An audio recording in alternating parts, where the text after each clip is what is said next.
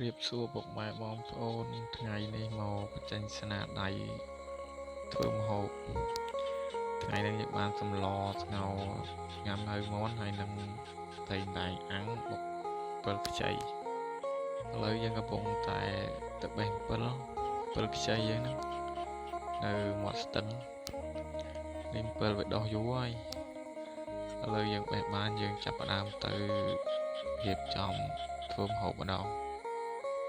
ហើយយើងដើរទៅហើយនេះម្ដាយខ្ញុំកំពុងតែកូរគ្រឿងដើម្បីស្លញ៉ាំនៅមាន់ឥឡូវខ្ញុំមកជួយគាត់ម្ដងកូរគ្រឿងឲ្យឈ្ងុយហើយចាំដាក់សាច់រុំលីងវាឲ្យវាឈ្ងុយហើយចាំយើងដាក់គ្រឿងនេះយើងមកយក7មកលាងឲ្យហើយដើម្បីយើងស្លហើយយើងវាឆ្អិនយើងដាក់អាំងថៃដើម្បីយើងបុកវាឥឡូវយើងកំពុងស្លហើយលីងវាហើយដាក់ទឹកកុំភ្លេចបិទភ្លើងផងឥឡូវយើងដាក់ទឹកហើយដាក់ទឹកមកល្មម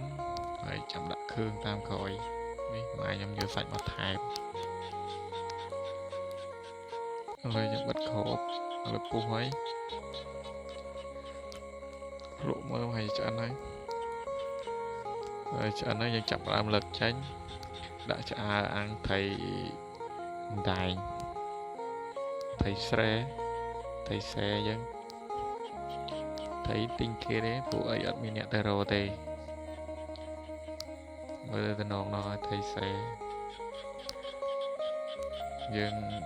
ចាប់ដើមអាំងម្ដងយើងមើលទៅប្រហែលជាឆ្អិនមួយចំហៀងហើយឥឡូវយើងត្រឡប់វាមកមួយចំហៀងទៀតឥឡូវយើងមករៀបចំបុក7ខ្ចីម្ដងយើងលាងវាស្អាតមក7ស្បូរអត់មានអ្នកញ៉ាំទេព្រោះជូរ7ហ្នឹងយើងលាងឲ្យវាស្អាតហើយយកដាក់ត្បាល់បុកបើមានម៉ាស៊ីនក្លុកក៏បានដែរនឹងម៉ត់ជាងតែខ្ញុំអត់មានខ្ញុំបុកត្បាល់ហើយនេះត្បាល់គ្រឿងយើងហ្នឹងដាក់ឲ្យបុកទៅបុក7មានគ្រឿងអីមានស្ករប៊ីចេងអំបិលប៉ុណ្ណឹងមើលថេងតែងយើងអើយទៅនងដល់ថេងតែងវយបដាសក់ទឹកមាត់បដាវីដេអូនេះតាម2ថ្ងៃទៅមុនប្រជុំទៀតទៅមុនប្រជុំមួយថ្ងៃឥឡូវយើងមកមើលយើងបុក7វិញបុក7ខ្ចីដាក់ខ្ទឹមសផងដាក់ស្ករប៊ីចេងអំបិលខ្ទឹមសមានប៉ុណ្ណឹងគ្រឿងហើយយើងបុកវាម៉ត់ហើយយើងភ្លក់មកល្មមតាយើងអាចទទួលយកបានទៅអូខេហើយឥឡូវថៃយើងឆ្អិនបានពាក់កណ្ដាលហើយនៅពាក់កណ្ដាលទៀតហើយយើងអាំងវាឲ្យវាក្រៀមល្អបានឆ្ងាញ់អាហ្នឹង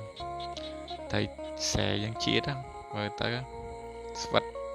សាច់វាស្វិតល្អដូចថៃចិញ្ចឹមឯងថៃចិញ្ចឹមអត់ទៅឆ្ងាញ់ទេខ្សោះឥឡូវយើងមកមើលយើងបុក7វិញ7ច្រើនពេកវាពេញត្បាល់ហើយបុកទៅខ្ចាយទឹកវាបុកទៅវាចេញទឹកមកឡើងពេញហ្នឹងខ្ញុំអ្នកបុកនឹងខ្ទៀតឡើងប្រឡាក់អស់លេងឥឡូវយើងបុកវាម្ដងតិចហើយចាំយើងចុងក្រោយយើងច្រវល់វាម៉ត់ឲ្យវាចូលសពគ្រឿងអញ្ចឹងបុកយកឥឡូវចិត្តបត់ហើយតែកុំភ្លេចមើលមុខសិតតែ7ខ្ចីវាខ្ចាយទឹកទៅអាហ្នឹងយើងបុកឲ្យម៉ត់បានឆ្ងាញ់តែបុកអត់ម៉ត់អត់តំណងឆ្ងាញ់ទេបុកឲ្យម៉ត់ទៅបានវាឆ្ងាញ់ល្អឥឡូវយើងបុកហើយឥឡូវមកមើលតំណងដល់ហើយជាតិហ្មងថៃយើងក៏ជាតិវីដេអូយើងមានតែប៉ុណ្្នឹងទេអរគុណច្រើន